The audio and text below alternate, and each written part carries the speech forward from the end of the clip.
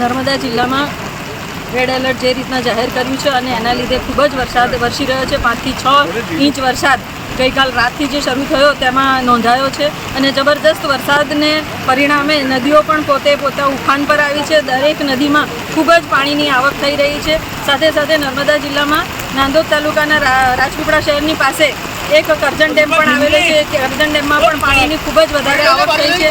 103 મીટરની અત્યારે પાણીની એમની આવક થઈ છે, ત્યારે 53,000 ક્યુસેક જેટલું પાણી આ ડેમમાંથી નદીમાં છોડવામાં આવી રહ્યું છે, જેથી કરીને આજુબાજુના વિસ્તારના જે નદી કિનારાના આજુબાજુના વિસ્તારના લોકો છે અને ખેડૂત ભાઈઓ છે એ લોકોને નદી કિનારે ન જવા માટે સૂચના આપવામાં આવી છે અને દરેક લોકોએ પોતે ઘરમાં જ સુરક્ષિત રહે, જેથી કરીને કોઈ પણ અતિવૃષ્ટિના લીધે જે પણ નદીમાં પૂરની પરિસ્થિતિનું નિર્માણ થાય તો એ લોકોને આપણે રેસ્ક્યુ કરી શકીએ અને એમને સારી રીતે રાખી શકાય અને એમના માટેની ચિંતા નર્મદા જિલ્લાના વહીવટીતંત્ર દ્વારા પણ કરવામાં આવી છે।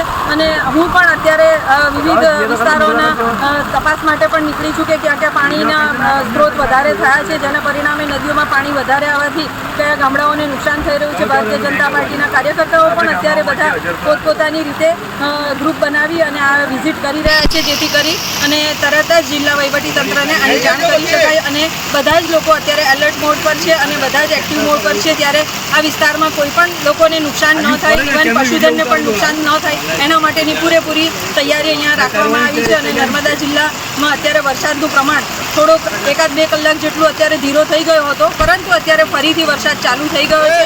એવી જ રીતના ડેડિયાપાડાના ઉપરવાસના વિસ્તારોમાં પણ ખૂબ જ વરસાદની આવકને લીધે ડેમમાં પાણીની આવક અત્યારે ધીરે ધીરે વધી રહી છે। ખાસ કરીને કેવડિયા અને તણખલાનો કોઝવે પાણી ભરાયો હતો, બંધ કરી દેવામાં આવ્યો છે। હાલ પરિસ્થિતિ શું છે, કોઈ જાણ છે તમારી પાસે?